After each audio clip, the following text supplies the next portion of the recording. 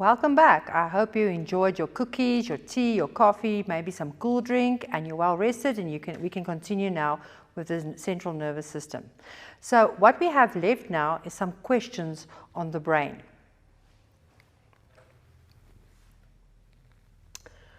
So the first question here is identify part A.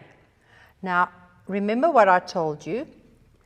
When you have a situation like this, right, always look at the top part as being the medulla oblongata, and the bottom one will always be the spinal cord, always. Right, so in this case they want to know what A is, so that would be the spinal cord. I'm just trying to switch over this.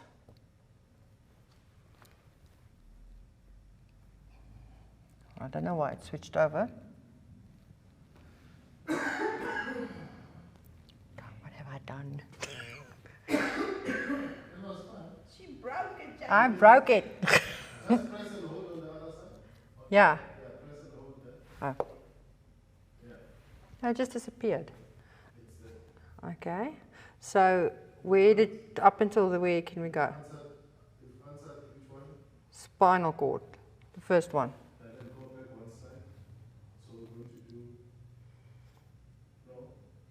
Spinal cord. We've done spinal. What? We've done spinal cord. Yeah. Go to spinal cord. Okay. Now we're doing B. All right. B. Yeah. We're rolling. Yes. And 3, 2, 1. The next one they ask is C. So let's look where C is. C is showing just below the big part of the brain. Remember, the big part of the brain is the cerebrum. It's just below it because it's not folded. There's no folds there. Right, there's no folds there. So that can only be the corpus callosum. Right, the corpus callosum. Next question. Write down the letter and the name of the part. Now people, we had this question in the past and children would just write down the letter. Please read your questions very carefully. They want both there. If you only write the letter or you only write the name, you only get 1 mark out of 2. And that is a waste of marks. We don't want that. So, has the center for interpreting taste. Now remember, the big part of our brain, the cerebrum, is the part where all the senses, the information from the sense organs comes in and are interpreted. So that would definitely be number D, the cerebrum. And again, look at the spelling here. Do not confuse this with the cerebellum. Do not make any errors here. Don't say cerebrum. I don't know. I'm telling you, I've seen some answers in the past. I don't know. It must be the correct spelling. Regulates the heart rate. Remember I said this is a very important part of your brain. If this is damaged, then you know you're dead. Or you won't know, but you will be dead. And that is our medulla oblongata, just below that little bulge there, right? And that will be number B.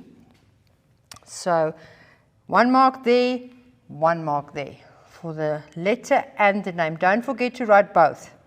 Is responsible for the motor coordination.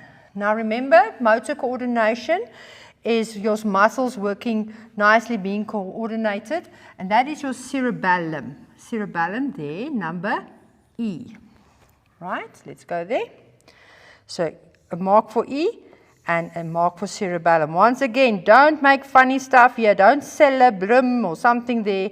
No, it's cerebellum. Know the spelling. Right, write down the name and letter of the part. So it's the same question. We're just continuing now. D, maintains balance. Again, this would be your cerebellum. That part there, the small brain there. And what's your spelling there? Memorize a number. How do we memorize a number? We use higher thought functions. Where are our higher thought functions situated? It's situated in the cerebrum. Oh, I almost said cerebellum. D, 1 mark. and cerebrum, your second mark. Right, so please, I'm overemphasizing this, but I'm seeing this every single year. Watch the spelling. Don't lose marks unnecessary. Connects the brain to the rest of the body. Right, that's an easy one.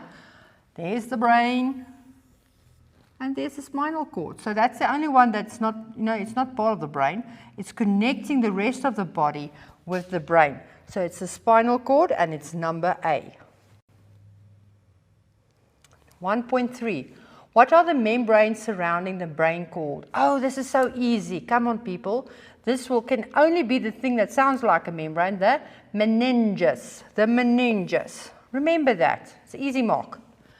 Name the 3 structures that protects the brain. Okay, well, obviously this is going to be one of them, isn't it? Always start with the bony part. What is the bony part? It's the cranium. Then we go to our membranes, the meninges, and then we go to our fluid, the cerebrospinal fluid. So those 3. And it's the same with the spinal cord, except here they have the vertebral column. Question 2. Name the 2 parts of the central nervous system. In the center, Mr. Fenter, remember, brain and spinal cord. Right, 2 marks there. Which part of the brain controls body temperature? Can you remember what I said there? It's the same part that's doing the hunger and the thirst. It's the hypothalamus. And I almost gave you the answer for the other one as well. Controls breathing. Oh, this is a very important part of your brain. Remember, if this is damaged, you're dead. It's the medulla oblongata. Question 2.3. Why does damage to the medulla oblongata lead to instant death? Right, so you have to give us the function of the medulla oblongata, but then you must also say what happens when there's damage. So that will be the second part of your answer. So let's look at the answer. Firstly, it's responsible for controlling the breathing rate, so that's your function. And then this person will not be able to breathe. That's what the damage causes. So that's where your second mark comes. Some children stopped here because they feel, I don't feel like it, I'm so over it. But you have to tell us what happens if it's damaged. Or you could have spoken about the heart rate, the heartbeat. It's responsible for controlling the heart rate so that the heart will stop beating. So this is the part where the damage is done, this part here. Right. And that's how you answer this question. Thanks for joining me today. We're now at the end of our session. I hope you enjoyed it and that you know more about the brain and the spinal cord. See you next time.